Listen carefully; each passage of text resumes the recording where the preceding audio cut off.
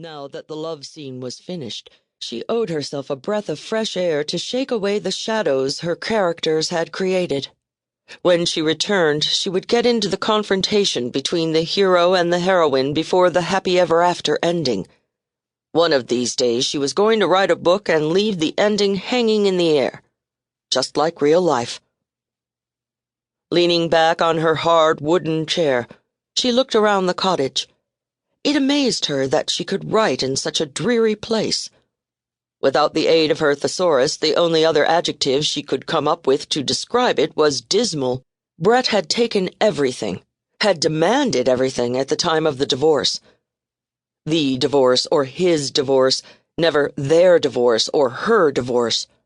Those were terms she had not come to grips with in the 2 years that had passed. Brett demanded the divorce, wanted to be free.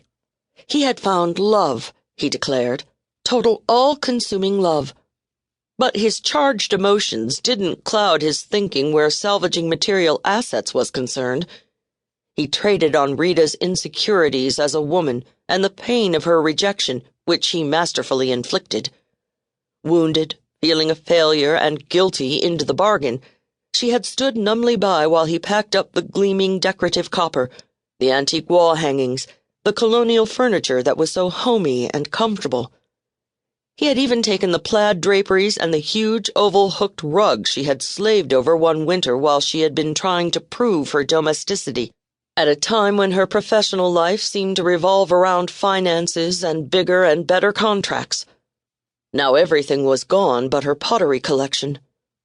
It would be a long time before she would forget the disdainful look in Brett's eyes when he passed over her treasured, one-of-a-kind pieces of earthenware. Rita rubbed her aching temples. God, why was she still feeling guilty after 2 long years? The dust had settled, and she was on her own, making a living at something she loved. Maybe it wasn't so much guilt as the sense of failure. If she chose to see herself as the heroine in one of her books, she would have lost patience with the character before chapter 3. How tragic and besieged could a character be without becoming tiresome? She lit a cigarette, her 15th, or was it the 16th, in 6 hours. She looked with disgust at the littered tin pie plate that served as an ashtray. Brett had taken the dishes as well as the ashtrays. It didn't matter, she told herself for the 1000th time. The hell it didn't, she reconsidered, inhaling a lungful of smoke. She exhaled a steady stream, hating herself and her need to pacify herself with a cigarette. After 2 years, the melancholy was wearing off, the anger setting in, and suddenly things that hadn't mattered before mattered now. It was a 2-bedroom cottage set back 400 feet from a gigantic natural lake in the mountains of Pennsylvania. She loved it, and had fought to keep it as well as her home in Ridgewood, New Jersey. "I'll buy your share," she had said to Brett.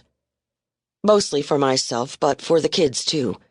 Take what you want, but I keep the houses." Brett's lawyers had kicked up a fuss, wanting everything sold and split down the middle. But she had held out. This was the first time she had come to the cabin since the divorce. She should do something with this place.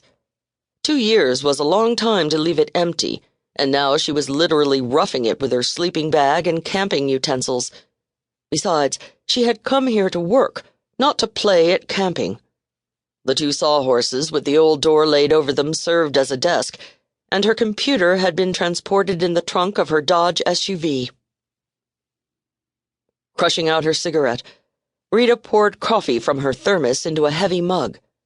Fortified, she stared into space and contemplated her future and her past.